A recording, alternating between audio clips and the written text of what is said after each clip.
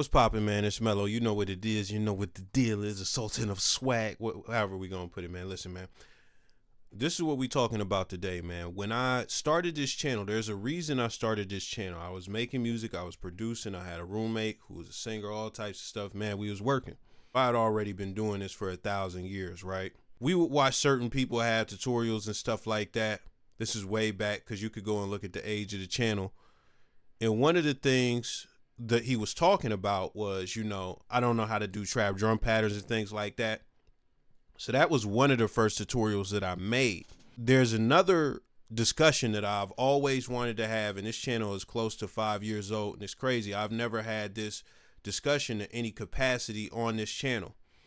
One of the things that he and other people that I know, I found them saying is that they had to create a sound. They were trying to create a sound. They wanted to craft a sound, etc., etc.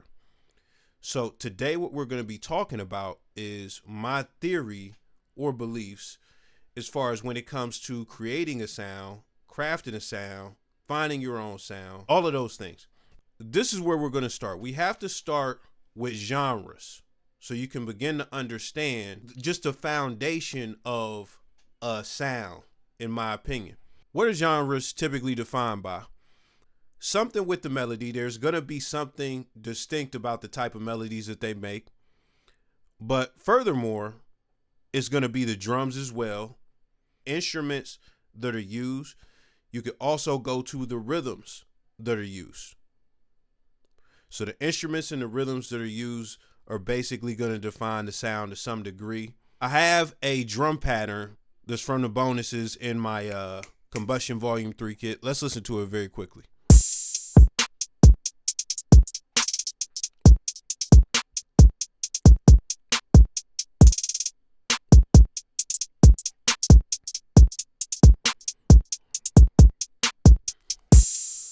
Now, as far as that is a trap drum pattern. What makes this a trap drum pattern? Well, the thing that makes it a trap drum pattern is the rhythm. It's using some of the rhythms that are used in a lot of trap stuff. It has a lot of the samples that you hear over and over and over and over in trap music.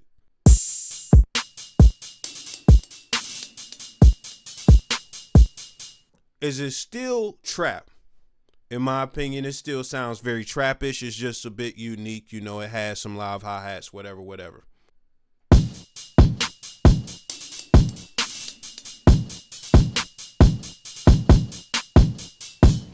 Now listen, is it still trap?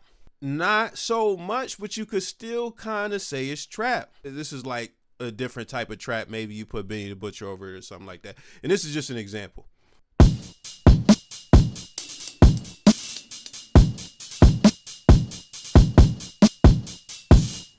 Now listen, is it still trap now? Ask yourself that question. Is it still trap? Let's do one more thing. Let's listen to it now.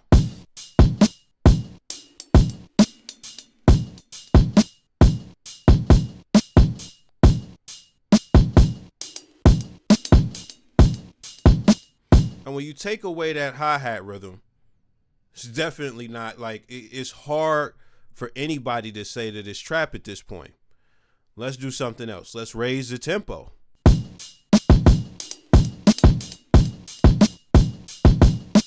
Now, to me personally, that sounds like some J. Cole chicken noodle soup boom bap.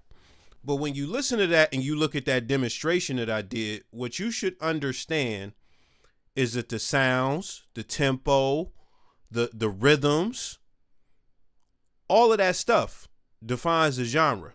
Those are the things that define the genre. If you're trying to make a hip hop beat, if you're trying to make an R&B beat, you're going to do something. You're going to do certain things so that you stay in bounds within the genre that you are creating. Now, it might not be a conscious decision, and you might just think you're all over the place and you're exploring and you're so special. But at the end of the day, you're going to fit within a box to some extent. That's the truth. That's the truth. No matter what producer we're talking about, you're going to fit in a box to some extent when we're talking about genres. And we get to talking about sound. I look at it two kind of different ways. I look at it like you could have subtle things that you do, and it's usually going to be subconsciously that will determine, your sound, or you could have a very unique sound. Let's go into, the first side of it that I talked about, the subtle side where you have the intricacies and all that stuff. Or what that boils down to me is habits. Specific habits that you develop over time and certain things you gravitate towards doing. If you make a lot of beats, it doesn't matter what type of beats you're making. You could go and make 15 happy beats for a week and then go and make 10 dark beats or whatever. There are going to be certain things as far as certain sounds, melodic sounds and drum sounds that you gravitate to. So that's the first thing. You're going to have certain plugins that you may use that other people don't use, or certain presets that you use more than other people and stuff like that. When you lay out melodies, there may be certain things as far as certain ways of doing the melody that you gravitate to that other people don't gravitate to. And this is the thing that's going to happen over the course of you making beats, in my opinion. The more you make beats, the more your habits develop, the more your techniques develop, the more you do certain things, and et cetera, et cetera. Some of these things, as far as these habits, are going to show up in multiple beats. Some of these things are going to be instinctive. Some of these things are just going to come to you. Now, they might not just pop out to where it's like everybody will notice them. But yeah, let's just say you're making dark beats. There's going to be things that you do that is going to define you to some extent as far as your beats. So with that, I personally think that you don't really have to seek that out. All you have to do, if that's what you want, is subtle, because a lot of producers have a subtle sound. You got to think about this really quickly, like, and I don't care how it sounds, like Drake has a certain type of beat. Who are the people who produce for Drake? You have 40, you have Boy Wonder, you have T Minus, you have Benny X to some extent. I'm pretty sure Wonder Girl is produced for him at some point. Those are all different producers. But when it comes to making like a beat that Drake would like, or a Drake type beat, there are going to be certain things that fit within that pocket, that fit within that aesthetic, that's going to be on his album. And these guys find a way to make it work and make it fit. But at the same time, when you look at every producer that I name, most of them are super producers, if you ask me. If they're not super producers, they're like way up. And they all have OZ. That's another one. OZ. All of them have differences in the product that they put out. They're not making carbon copy beats. It's really some hater shit that a lot of people be on when they be, oh, you make a type beat, so you just a clone. Like, it's really some hater shit. And people who say that stuff don't know how music works, and they don't know. They don't know the game. I don't give a fuck if you got 58 plaques and stuff like that. I don't care what your accolades is. If you think the people making a specific type of beat to fit a specific type of artist is clone shit, then you don't know the game. I'm sorry. I don't give a fuck. And listen, when I say that, I stand on that. I don't give a fuck if you were the most platinum motherfucker that ever exists.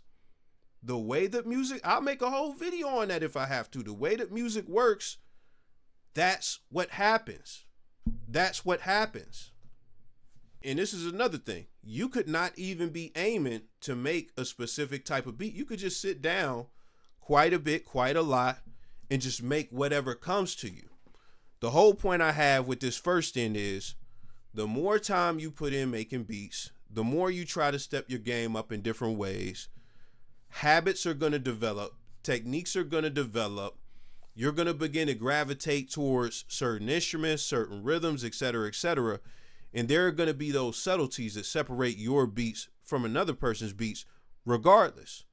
Now let's talk about deliberately making your own sound and having something that is like extremely unique and stuff like that. You should be thinking, how can I make this unique, in my opinion? How can I, flex my creativity and go to a place where people have not gone before to some degree? Because if you make some shit that's like some alien shit that is just like unrappable, like who's going to want to, rock with that? Who's going to want to rap on that or sing on that? Producers that I think have a distinct sound, you could say Swiss Beats A lot of the older producers absolutely had, like older super producers have very distinct sounds in my opinion. You know, so Timberland, I said Swiss Beats, Pharrell. I'm gonna throw Pierre Bourne in there because this sound is like real unique. Wonder Girl has a very unique sound. Or let me mention a set of producers that rarely get mentioned, the Heatmakers. What separated the Heatmakers? Bro, when you look at rap, everybody was sampling and stuff like that. The Dipset era comes along. What are these guys doing that people aren't doing? They are chipmunking the samples. They are pitching the samples up, and they were known for that sound. They were known for that sound. That is what set them apart. So they figured out a way to freak the samples in a way that people weren't freaking them. And it created a sound that really carried Dipset quite a bit when you listen to songs like I'm Ready. So when we look at Wonder Girl is actually one of my favorite producers. When you look at her sound, think about this. We're talking trap. We're talking trap music.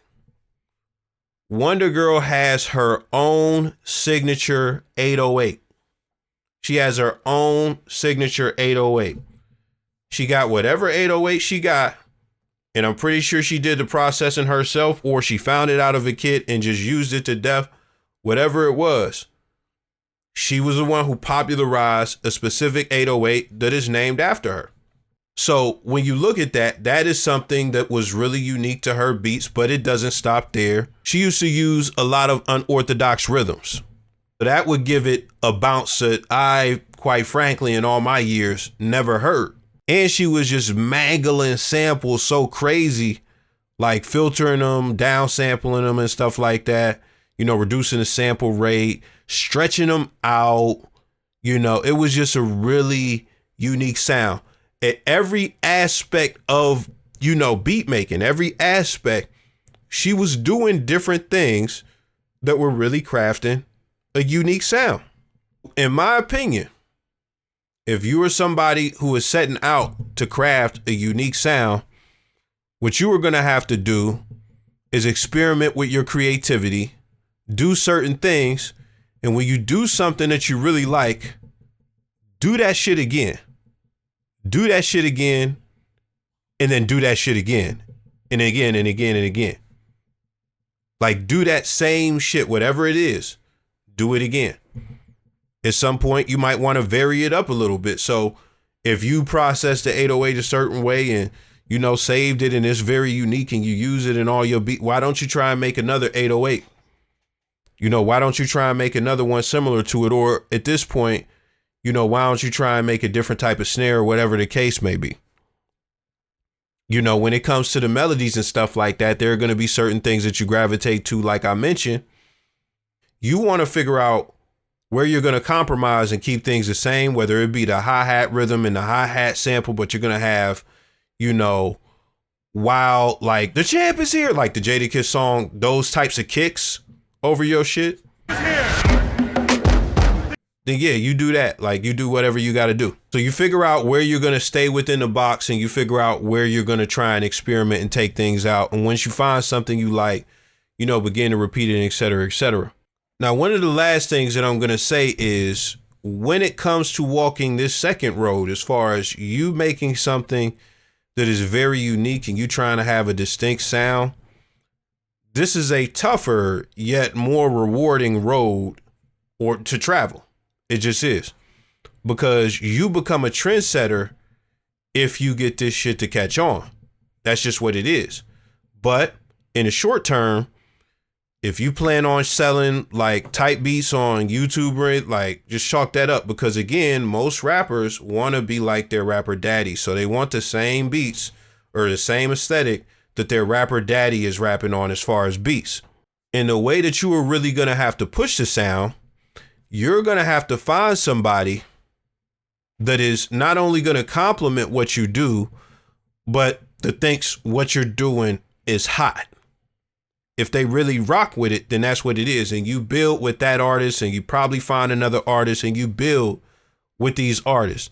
And in my opinion, this is just my personal opinion, if you are trying to get into that position, you don't want to focus on the money. You want to just focus on the art in creating with these people. Very simple. Just when you look at people like DJ Mustard, who also has his own sound, Pierre Bourne, who has his own sound, Zaytoven, who has his own sound, a lot of the main producers that you look at that are very big, not only do they have their own unique sound, but they got in the game with an artist that they were working with exclusively to some degree. Now, again, if you were trying to get into the game or anything like that, or even just push a unique sound on the internet just to sell beats, yeah, I do recommend working with artists on some pro bono type stuff.